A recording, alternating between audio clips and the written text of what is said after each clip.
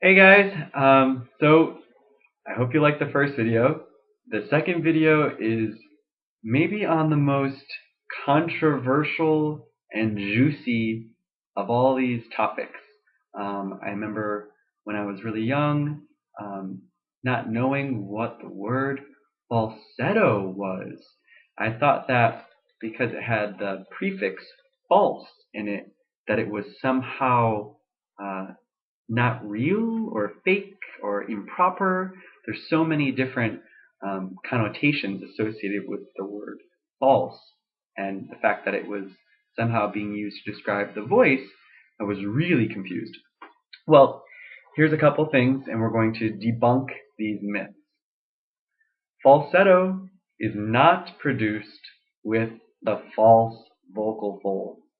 Those are actually above your vocal folds, and their purpose is every time you swallow, those false vocal folds close on the top. You don't make sound with them. No high notes are produced with your false vocal folds. They simply come together like this to prevent food from going down into your airway. So you have your false vocal folds on the top, and then just below that, you have your true vocal folds, which start right at your Adam's apple. So if you go directly behind that cartilage, you'll see about I think an inch to an inch and a half, these tiny little folds that are attached to these arytenoid cartilages, and they come together every time you swallow, and also every time that you make sound with your voice. So I'll demonstrate. So when you breathe in, your vocal folds are doing this. They're going, and then when you phonate, they go, woo, ah, ah. And every time you do that, your chords are coming together. Okay.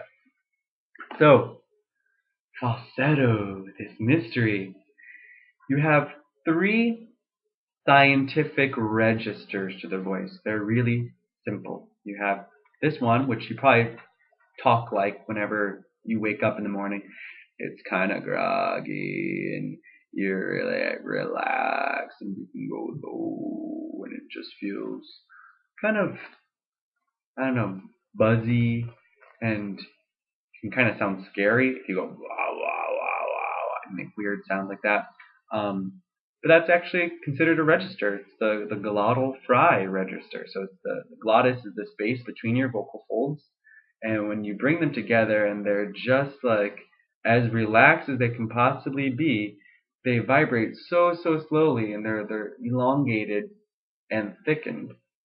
And when it's like that, they become very flappy. So it takes very little, or so you can actually hear the distinctions every time they vibrate. Okay. The other part of your voice is the modal voice. Modal is what we speak with. It's just, hey, how's it going? What's up? You can go low in the modal voice and you can go really high in the modal voice. And a dynamic singer uses all aspects of its modal voice, his or her modal voice. The next register is falsetto. Falsetto is when the vocal folds are brought together and they're very gently brought together. So these cartilages at the end, these arytenoid cartilages, are brought together here, but there's not a lot of compression.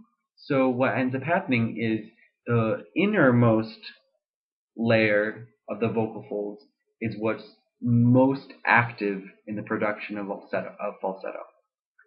Um, so girls have falsetto, guys have falsetto, everyone has.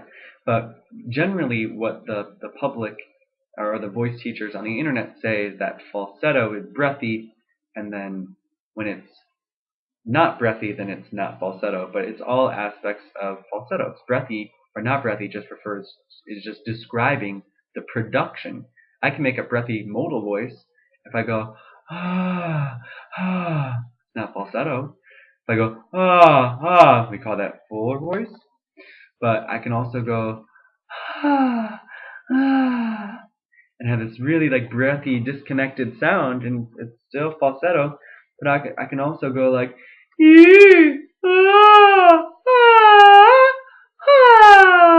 woo, and And I can even make a really small sound in crescendo on that.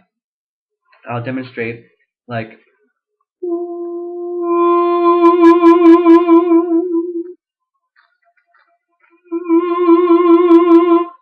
or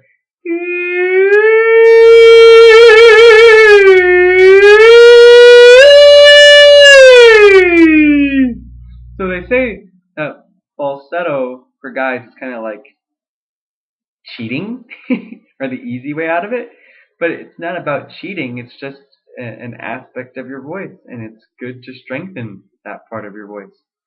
And when you do that, I guarantee you that you'll have a lot more freedom and a lot more resonance in your higher register and also in your lower register. So play around with your falsetto voice.